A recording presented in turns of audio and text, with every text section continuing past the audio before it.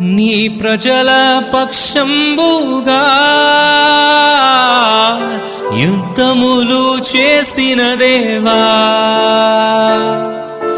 నీ ప్రజల పక్షంబుగా యుద్ధములు చేసిన దేవా, అగ్నిలో పడవేసిన భయమేమీ లేకుండిరి, అగ్నిలో పడవేసిన భయమేమీ లేకుండిరి. యెహోవా నీ నామము ఎంతో బలమైనది, ఎంతో